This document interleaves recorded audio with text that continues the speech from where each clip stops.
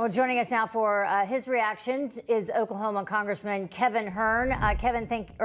Congressman Hern, thank you so much for joining us. You know, I'm thinking about these companies with 100 employees.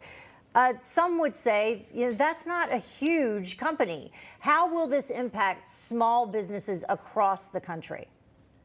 Yeah, so thanks for having me. You know, being in business for 35 years before coming to Congress about 3 years ago, I've been on the receiving end of a lot of these ridiculous type mandates that we've had over the years from the federal government. And unfortunately, the biggest competitor we have right now in the business world is the federal government. You know, you look at this 100 employees, it's without regards to the concentration of employees, whether the 100 employees are in one building or the 100 employees are spread out across 100 locations. This shows the naivety of this administration and the impact. And it's sad but comical but sad when the Biden administration is saying that forcing these mandates, these private companies to do these vaccine mandates is going to be great for the economy. You know, first of all, we need to get people back in jobs, not run them out of the jobs that they're in. And time again, this administration has incentivized people not to work. And here we are again, running people out of jobs. I did want to focus a little bit on Dr. Fauci and the interaction he had with Rand Paul, the senator from Kentucky. I don't know if we can get that up, but to summarize it for folks, quite a clash.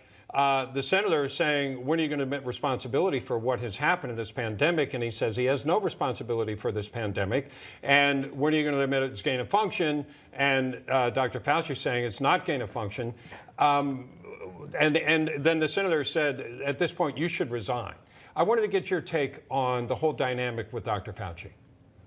Well, this guy's been on every side of this issue from day one. He's been an expert on every opinion that's come forward, whether the masks were going to work, they were not going to work, social distancing was going to work. We had to flatten the curve. I mean, the American people are so worn out on Dr. Fauci.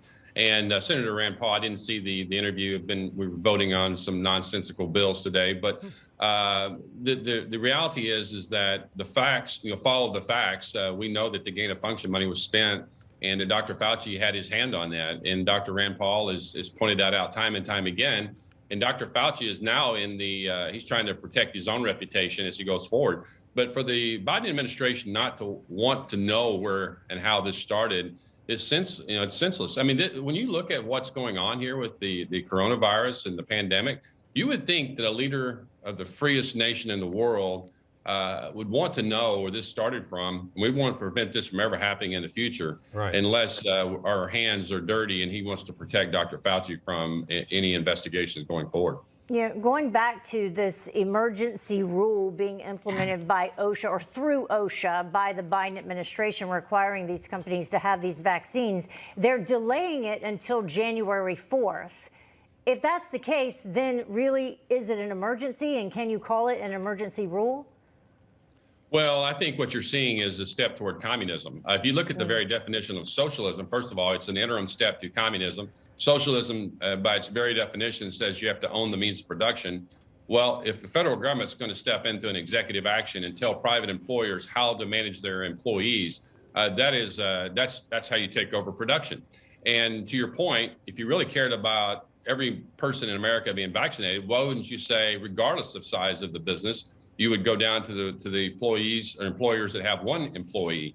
And so this is really about a methodical takeover of all business in America. They're controlling people going to work or not going to work. They're controlling industries. And the Democrats are out there saying they're going after businesses with their tax policies here in this reconciliation bill. But actually, when you look at the incentives they're giving them to the billionaires. They're put SALT back in there they're removing the SALT cap that the Trump administration put in there that limited it to billionaires. And now they're putting it back in. They had the billionaires tax and they took it out. They're giving child credits to $500,000 incomes and EV credits to $800,000 incomes. Yeah, and the point that I think you're making, Heather, is 100 employees. Granted, that's a successful business, but that's not a big business. You know, there's still a lot of people that consider themselves small businesses, 100 employees, 200 employees. Do you think there's any way that the administration pushed this back beyond the holiday season so that at the beginning of the year, once we're through that point and economically we've gotten through the holiday season and hopefully retailers and restaurants have done well, Is it possible they back off that mandate because of political pressure? Do you see that at all? Well, I think as they continue to do a deep dive in really what happened in Virginia and New Jersey and Pennsylvania and Washington and Texas, and the list goes on, what they're seeing is the American people are sick and tired of this overreach of the federal government. And this is just one more example of this. And we had a roundtable on small businesses this week. And most small businesses in America, business owners, they don't really care about politics. They're getting involved now because the federal government's trying to destroy them.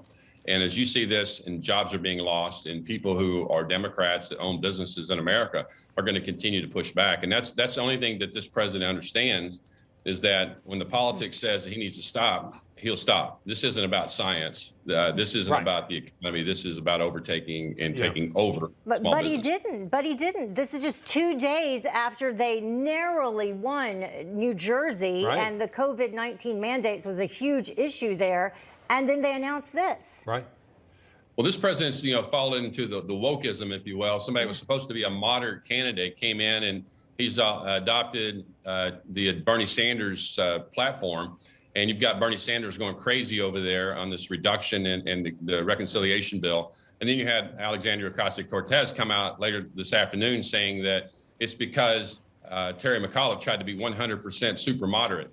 And it was because they didn't pass the reconciliation bill is the reason they lost. Yeah. If the Democrats think that American people, regardless of party, want the federal government to tax them more, to tell their children what they can do, tell the parents they can't be with their children, take over their health care, take over all schooling of everything across America, and have this enormous debt on their kids and grandkids, let them keep thinking that we'll win big time next fall. We're going to win. It'll just be a matter of the margin, and we'll win the White House in 24. All right, Congressman Kevin Hern, thank you for your thoughts, sir.